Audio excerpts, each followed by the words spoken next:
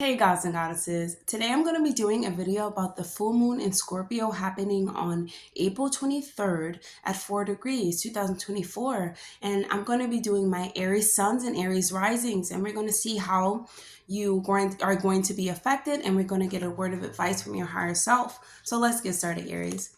Aries, this full moon is going to be happening in your 8th house. Your 8th house has to do with deep transformation, your psychological nature, your shared resources with other people, deep intimacy, sex, rebirth, death, things that go beyond or go below or go over people's heads or go below the surface, and really bringing up, a lot of really bringing up what is buried underneath. And for you, Aries, you're going to be letting go of anger, letting go of what does not serve you, and really questioning, like, are these shared relationships actually helping me, or are they actually there for me? And you're going to be really trying to address what is true intimacy, and it's really going to be a challenge for you because it's going to bring up a lot of anger, a lot of hurt, a lot of thinking about what has happened in the past to get you, to this point right now, Aries.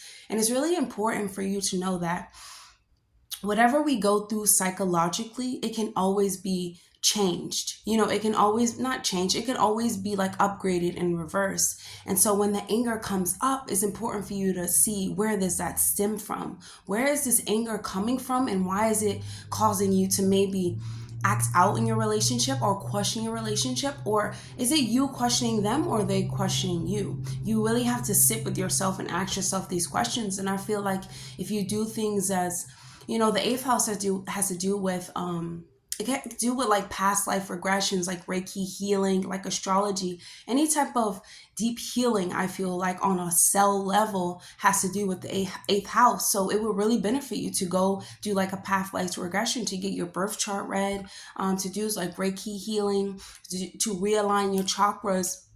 Doing a lot of healing on your spiritual body can really help you develop more a deeper intimacy towards yourself and about the things that you truly value. And this full moon is gonna just bring it all up, for you to really see it and address it. But it could be met with like anger and frustration, and maybe like lashing out against others. Really pay attention to your finances too, because remember, whatever we try to think about really does affect like the way that we perceive things. So really try to get some type of cleansing, some type of healing, spend time in nature. I really feel like a past life regression will do better for you, because you could be, Aries, looking at what has happened in the past that's really like, why am I here right now?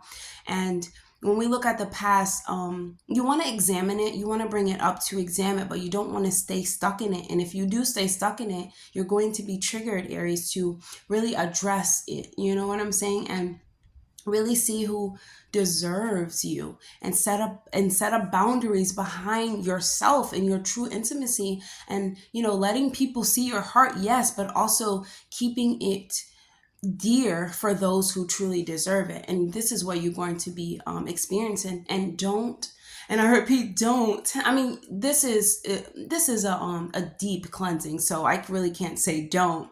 But what I'm going to advise you, Aries, is address yourself before you start addressing others. You know what I'm saying? How did you get yourself in these type of, situations or relationships? And they may not even be that bad. It may be something that you need to change, because Scorpio has to do with deep change, and change for the better, and uncomfortable change, Aries. So it could be something that you may need to address, and something that you're bringing into your union that is not serving the union anymore, and that you need to really look at, and you need to really be like, okay, what am I doing, and how can I maybe take my hand out of this pot and make it better. If you are in a union, this is about looking at your union and looking at yourself honestly and how you fit into this union, because once again, a union is two, it's two parties. It's not just one, person, but you have to figure out what do you truly deserve, Aries, and live in those, and live in that live in alignment with what you truly know you deserve and what you truly value, and see who values you as well, by observing how you're treated, and observing how when you let your guard down and you're truly ready to be intimate towards another, is it going to be met with, grace, or are you going to be embraced for this, or are you going to be turned away? And if you're turned away, that's when you know that those are not the relationships or the unions that you need to be in. And if it's a trigger for you, that's how you know that you need to address this, Aries, right? So let's get a message from your higher self. And also, this is squaring Pluto. So, Pluto is Scorpio is ruled by Pluto. So Pluto is really going to get to the deepness of it. It's going to trigger you. It's going to let you know, hey, this is something you haven't healed. You know what I'm saying? And your partnerships, or it could even be business partnerships, they really show you why this anger and stuff is coming up. We have practice rituals for your higher self is telling you practice rituals. I really feel like it's like every day is a ritual. Whatever you do on the daily is, like really what makes your life. I forgot to turn on the light. But what you do on a daily really, makes your life out. So if you want to incorporate like practices, eighth house has to do with like astrology. Maybe you could start studying your own birth chart, maybe uncovering things about yourself to help you add value to yourself or add value to your union, right? Or start practicing things like meditation or Reiki. You can do Reiki on yourself, you know what I'm saying? Or you can ask your partner to do Reiki if you have a partner. If not, you can get your own like chakra crystals and work on aligning your own chakras. Put some type of spiritual practice into your daily routine, Aries, to really heal and let go and release what does not serve you.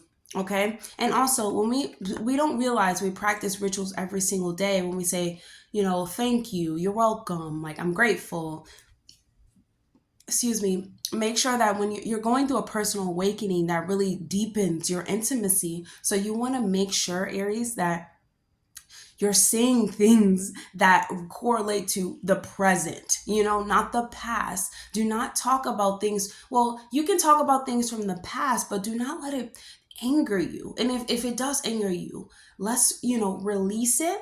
Talk about things that actually lift you up and that deepen your sense of self, because when we practice rituals and we start saying things to ourselves, we are channeling our own like higher self, and it's able to really show in our universe. And we're able to have this belief system of behind the things that we say, because when we talk, these are vibrations. We are speaking our life, like this is really, our words really hold power.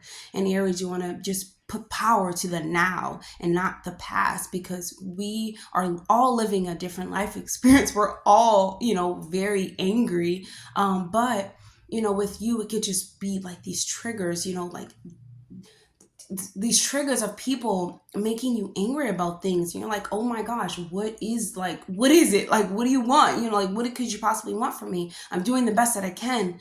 However, it's about opening that heart space, Aries, to the next, like to the next person, and really, actually not the next person, to people that value you. Because let's say you're in a union that does value you and you're not opening up your heart space to this individual, it's going to be hard for them to open their heart space to you, and that's going to cause a lot of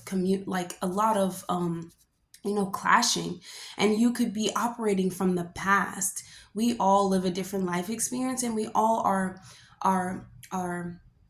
just living, like we can't control another person. We can't tell anyone what to do and how to be. We can only be better for ourselves, and see who truly is there for us and experience them and be grateful for who they are, right? So I'm just going to read you something from here.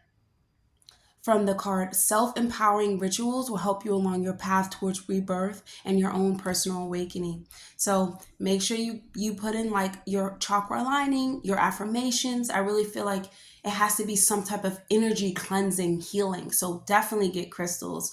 Or if you know, go out in nature, you know, hug the trees, really talk about deep things that you normally wouldn't, you know, to really uncover and to really unlock your true potential. Because when you deepen your sense of intimacy, Aries, you deepen your sense of self, okay? Because now you have value, you see value in others, you see value within yourself.